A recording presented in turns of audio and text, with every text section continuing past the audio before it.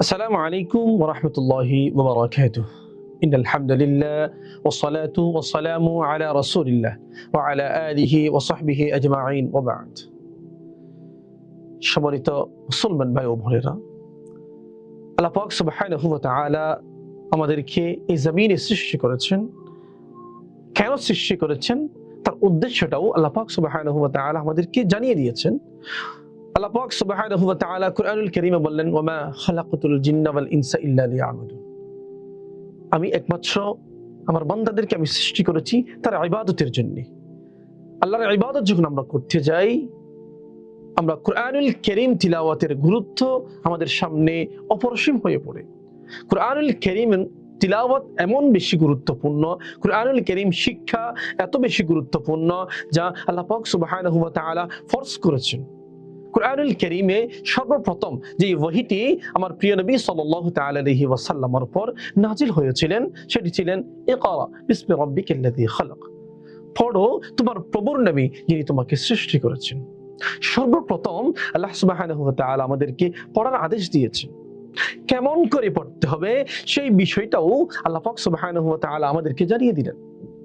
সূরাতুল মুযাম্মিলে আল্লাহ পাক সুবহানাহু ওয়া তাআলা বললেন, ওয়ারাত্তিলিল কুরআনা তারতিলা। তোমরা কোরআনকে তারতিল সহকারে ধীরে ধীরে সুন্দর করে তিলাওয়াত করো।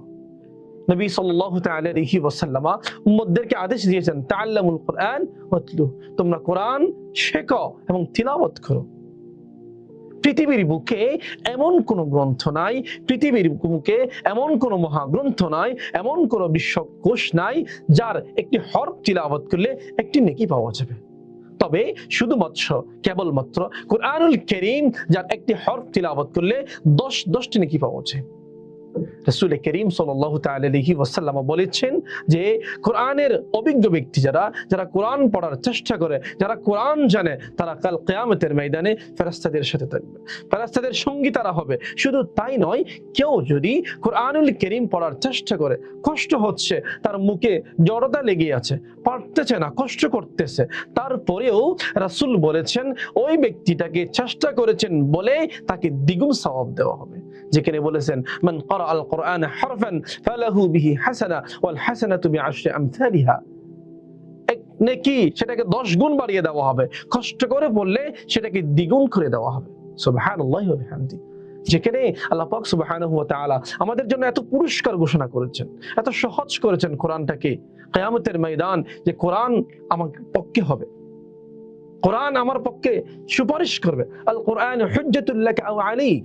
কোরআন আমার পক্ষে হবে, অথবা কোরআন আমার বিপক্ষে হবে। আমি যদি কোরআনের সাথে থাকি, আমি যদি কোরআন শিখি, কোরআন অনুযায়ী আমল করার চেষ্টা করি, কোরআন আমার সাথে থাকবে। আর যদি আমি কোরআনের বাইরে চলে যাই, কোরআন আমার বিপক্ষে চলে যাবে। চিন্তা করেছেন, কোরআন যদি আমার বাইরে চলে যায়, কোরআন যদি আমার বিপক্ষে সাক্ষী দেয়, আমি কি কোরআন থেকে দূরে সরে যাই? তাহলে কিয়ামতের ময়দান আমার কেমন হবে, আমার জন্য কত কষ্টকর হবে। আমি যদি কোরআন থেকে দূরে সরে যাই, কোরআন আমাকে যদি জাহান্নামে যাওয়ার জন্য শাফাআত করে, সুপারিশ করে, আমার কি অবস্থা হবে?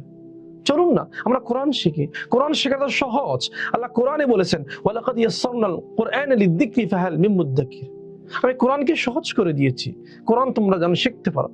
আসো কোরআন শিখি, কোরআন আমরা পড়ি, কোরআন পড়ার জন্য আমরা চেষ্টা করি। কিয়ামতের ময়দানে কোরআন আমার সঙ্গী হবে, কোরআন আমার সাথী হবে। চলুন আমরা কোরআনের সাথী হই, কোরআনের আলোয় আলোকিত হওয়ার চেষ্টা করি। চলুন আমরা কোরআন শিখি, আমাদের সন্তানদেরকে কোরআন শেখার চেষ্টা করি। আল্লাহ পাক সুবহানাহু ওয়া তাআলা কুরআনুল কারীমের এই ফাজিলত আমরা নিই, কুরআনুল কারীমের নূর নিয়ে আমাদের জীবনটাকে আমরা আলোকিত করি, আমাদের জীবনটাকে আমরা নূরান্বিত করি, আমাদের সন্তানগুলোকে আমরা শেখাই। আল্লাহ পাক সুবহানাহু ওয়া তাআলা আমাদের সবাইকে তৌফিক নসিব করুক। আমিন। ওয়া আসসালামু আলাইকুম ওয়া রাহমাতুল্লাহি ওয়া বারাকাতুহু।